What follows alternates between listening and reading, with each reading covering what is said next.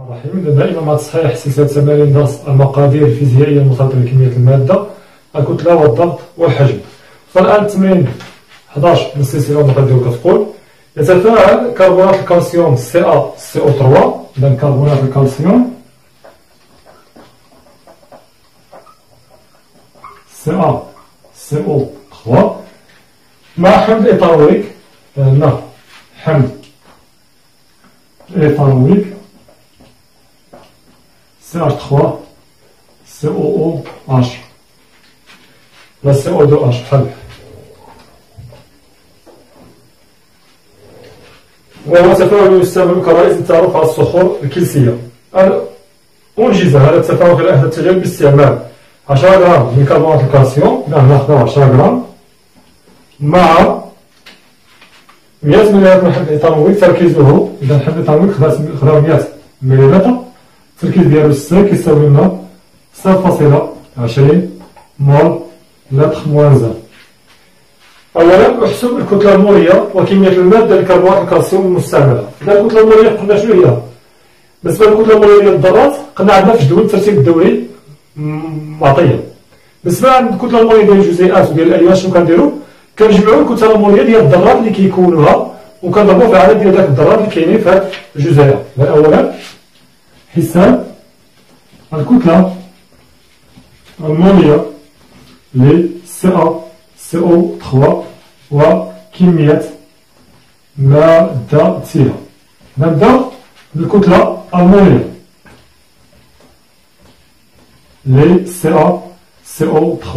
إذا الكتلة المولية كانت كبيرة كنديرو بين قوسين CaCO3 كتساوي لنا الكتلة المولية ديال هاد الجزيئة شنو تساوي؟ الكتلة المولية مجموع الكتلة المولية ديال الذرات اللي كيكونوها. إذا فيها وحدة ديال CA، فيها وحدة ديال الكربون، وفيها 3 الأكسجين. إذا غنديرو هي الكتلة المولية ديال CA زائد الكتلة المولية ديال الكربون زائد 3 من مرات الكتلة المولية ديال الأكسجين، لأن عندنا 3 ديال الأو. إذا غنمشيو للمعطيات في نهاية التمرين على الجدول. إذا الكتلة المولية ديال CA هي 40 غرام بار مول، بالنسبة للكربون هي 12، وبالنسبة للأكسجين هي 16. إذا 3 في 16. إذا عندنا التطبيق العددي غنلقاو بأن القيمة هي 100 غرام مول موان زان. إذا هذه هي الكتلة المولية ديال كربونات الكالسيوم. من بعد قد أحسب كمية مادة هذه المادة، يعني كربونات الكالسيوم. إذا شنو شنو المعلومات اللي عطاونا؟ قالوا ناخذو 10 غرام. إذا عطاونا كتلة، واش نقدروا نحددوا كمية المادة بطريقة من الكتلة؟ واش كاين شي علاقة بين كمية المادة والكتلة؟ كاينة علاقة اللي كتقول بأن كمية المادة هي الكتلة على الكتلة المولية. هنا حساب كمية مادة CaCO3. إذا كتشوفوا المعطيات شنو عندنا؟ الكتلة، ناخذوا العلاقة اللي كتصف كمية المادة بالكتلة. إذا نعلم أن ديال CaCO3 غتساوي لنا الكتلة ديال العينة اللي خداو اللي هي 10 غرام على الكتلة المولية ديال هذا النوع هذا اللي هو اللي حسبناه في الجزء الأول من السؤال. إذا غتساوي لنا 10 غرام على 100، هنا قلنا 100، إذا هي 0.1 مول. الكتلة كمية المادة بالمول، ان ديال CaCO3. السؤال الثاني قال: احسب الكتلة المولية وكمية المادة لحمض إيثانويك المستعملة. إذا حساب الكتلة المولية ديال CH3 CO2H وكمية مادة، إذا مباشرة ان ديال CH3 CO2H. هذا هو رمز كمية المادة. إذا نبداو بحساب كمية المادة. إذا حساب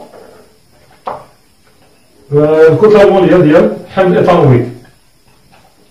إذا في هذه الجزيئات الكتلة المولية ديال شنو كتساوي؟ هي مجموع الكتل المولية ديال الذرات اللي كيكونوا الجزيئة هذه. إذا ان ديال CH3 CO2H كتساوي لنا، إذا كتكون في الذرات اللي كيكونوها كتكون من الكربون، فيها الهيدروجين وفيها الأكسجين. هادو هما الذرات اللي كيكونوها. شحال الكربون عندنا؟ 1 2. إذا الكربون عندنا 2. دابا بالنسبة للهيدروجين عندنا 4 وبالنسبة للأكسجين عندنا 2. غنديرو 2 في الكتلة المولية ديال الكربون زائد الهيدروجين شحال عندنا 4 زائد 4 في الكتلة المولية ديال الهيدروجين زائد الأكسجين شحال عندنا 2 إذا زائد 2 الكتلة المولية ديال الأكسجين. إذا الجدول عندنا الكتلة المولية ديال الكربون هي 12 إذا 2 12 زائد 4 في 1 زائد 2 16. إذا هادو هما الكتل المولية عندنا في الجدول في المثال ديال الجدول اللي في نهاية التمرين. إذا الكتلة المولية ديال حمض إيثانويك هي CH3 CO2H اش كتساوي لنا؟ 24 و 4 120 و 32 هي 60 غرام مول موان زان. الآن حساب N ديال CH3 CO2H. باش شنو المعطيات اللي خداو هاد الحمض هذا؟ شنو خداو؟ خداو حجم 100 مليلتر والتركيز ديالو هو 0.2 مول بار لتر. إذا عطاونا الحجم اللي خداو وعطاونا التركيز، واش كاين شي علاقة اللي كتربط التركيز والحجم وكمية المادة؟ كاين علاقة اللي كتقول بين التركيز شفناها في السامرية التركيز المولي وكمية المادة على الحجم. إذا كمية المادة غتكون هي التركيز في الحجم.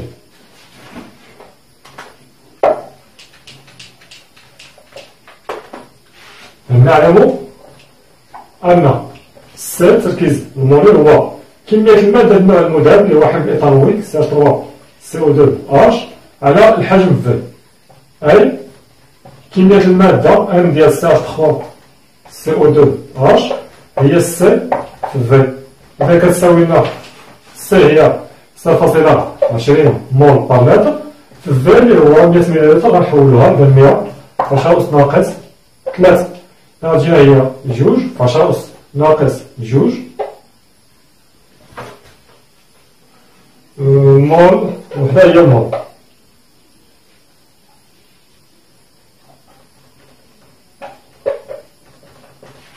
السؤال الموالي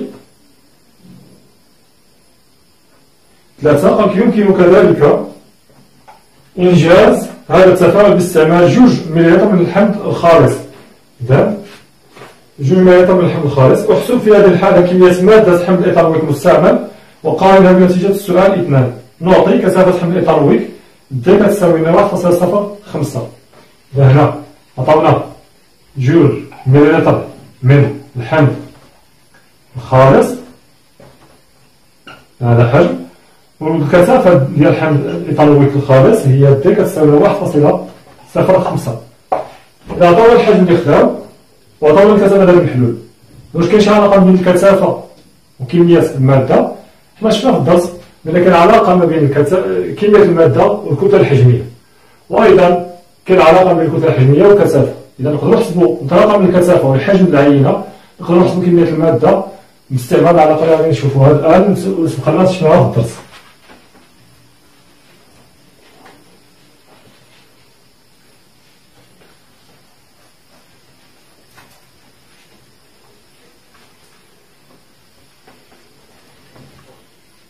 شفنا في الدرس درنا السؤال 3 حساب ان ديال الحمض إيثانويك CH3 اسمها ان بريم CH3 CO2H، ولكن في الحالة الثانية اللي استعملوا حمض إيثانويك الخالص. إذا نعلم أن شنو قلنا؟ كمية المادة ديال حمض إيثانويك CH3 CO2H هي الكتلة العينة على الكتلة المولية. هذه العلاقة الأولى. وبما أن M كتساوي لنا رو في في اللي شفناها في الدرس، إذا M كتساوي لنا رو في في، فإن M ديال CH3 CO2H كتساوي لنا رو في في على الكتلة المولية. الآن حنا معندناش الكتلة الحجمية، عندنا الكثافة. قد كاين علاقة بين الكثافة والكتلة الحجمية، ونعلم أن بالتالي كتساوي لنا رو على رو ديال المادة اللي كندرسو على رو ديال الماء. إذا هذا كيعني بأن رو كتساوي لنا د الكثافة في رو ديال الماء، وبما أن رو ديال الماء هي 1 غرام على السنتيمتر مكعب، و دي هي 1.05. إذا هذه المعطيات، وهذا عطاوها لنا في المعطيات ديال السؤال. فهذه كنعرفوها من السنوات السابقة، بأن الكتلة الحجمية ديال الماء السائل هي 1 غرام لكل سنتيمتر مكعب. فإن إذا رو غتكون هي 1.05 في 1، إذا غتكون هي 1.05 في 1، إذا هي 1.05، والوحدة هي غرام على السنتيمتر مكعب. الآن نقدروا نديرو التطبيق العملي. عندنا الحجم اللي خدام، عندنا الكتلة الحجمية ديال حمض إيثانويك، وعندنا الكتلة المولية كنا حسبناها قبل.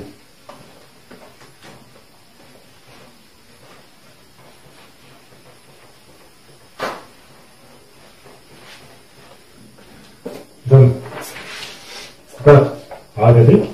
الآن كمية المادة الحمض الإيثانويك ستاج 3 CO2H هي رو، إذا قلنا هي 1. ولا قلتو هاد العلاقة هادي، هاد العلاقة هادي شنو قلنا عليها؟ قلنا خصنا نساوي فيها الوحدات. إذا هادي الكتلة الحجمية كناخدوها بالغرام على السنتيمتر مكعب، الحجم هنا كناخدوه بالمليلتر. إذا المليلتر هو السنتيمتر مكعب، كيتم الاختزال ديال المليلتر مع السنتيمتر مكعب، كيبقى لي الغرام على الغرام على المول، هي في الآخر كتبقى عندي الوحدة هي المول.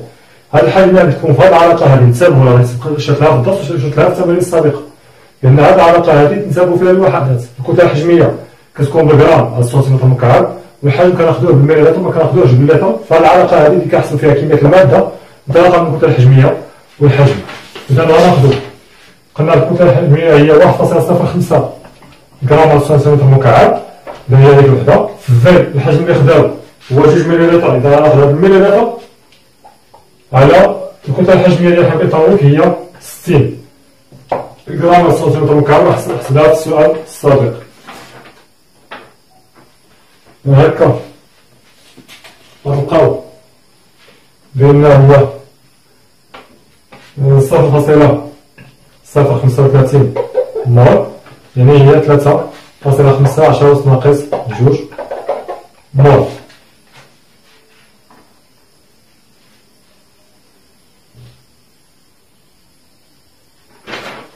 قلت ماذا وقال نتيجة السؤال الأول؟